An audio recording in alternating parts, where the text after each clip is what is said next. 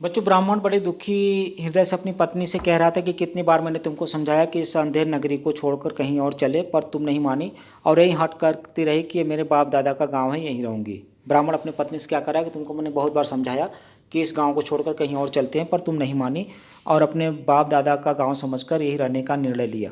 बोलो आप क्या कहते हो? मैं अपनी बेटी की भी बलि कैसे चढ़ा दूँ और पुत्र को कैसे काल कलवित होने दूँ? मतलब अपने बेटी की बलि कैसे चढ़ा दूँ उसको और अपने पुत्र को कैसे मृत्यु को मुंह में ढकेल दूं?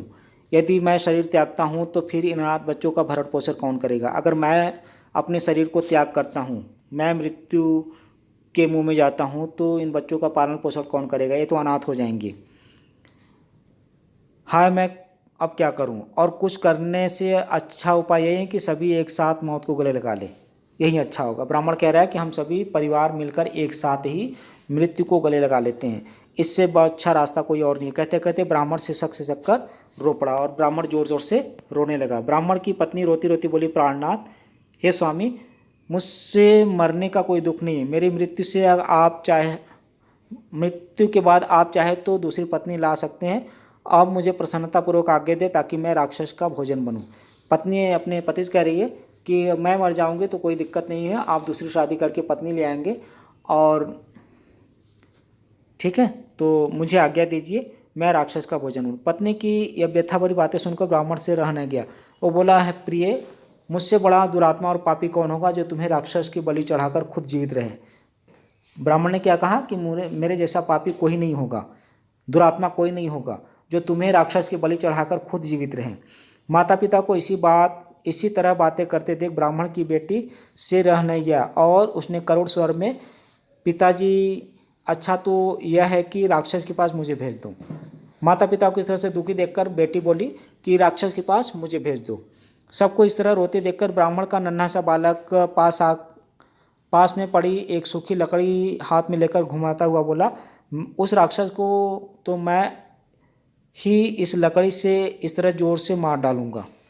छोटा बच्चा क्या बोलता है कि उस राक्षस को मैं ही मार डालूंगा। बच्चों, उस गांव में एक राक्षस रहता था जो गांव के जितने भी लोग थे सभी लोगों में से एक को उसके पास भोजन के लिए जाना पड़ता था। तो उस दिन उस ब्राह्मण के घर की बारी थी। कुंती खड़ी खड़ी यह सब देख रही थी।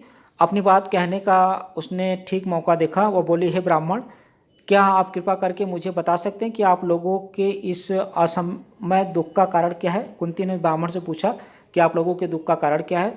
ब्राह्मण ने कहा, देवी सुनिए, इस नगरी के समीप एक गुफा है। इस नगर के पास में एक गुफा है जिसमें एक बक नाम का एक बड़ा अत्याचारी राक्षस रहता है। पिछले 13 वर्षों से इस नगर के लोगों पर वह बड़े जुल्म ढा रहा है।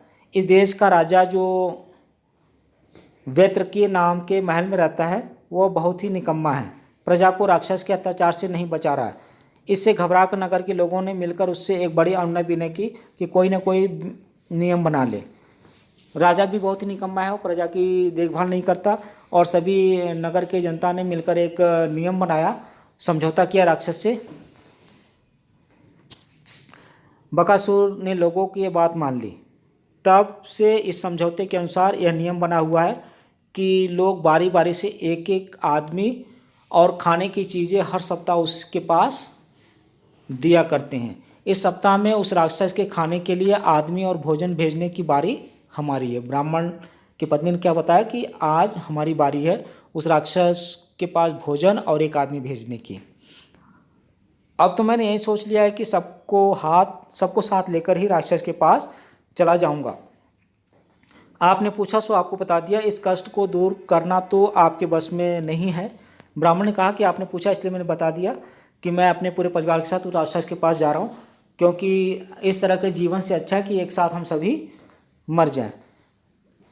और ब्राह्मण की बात का कोई उत्तर देने से पहले कुंती ने भीमसेन से सलाह की। उसने लौटकर कहा, प्रियवर यानी ब्राह्मण, आप इस बात की चिंता छोड़ दें कि मेरे 5 बेटे हैं, उनमें से एक आज राक्षस के पास भोजन लेकर चला जाएगा। कुंती ने उस ब्राह्मण को क्या आश्वासन दिया कि मेरे पास 5 बेटे हैं, उनमें से एक आज उस राक्षस के पास भोजन लेकर जाएगा।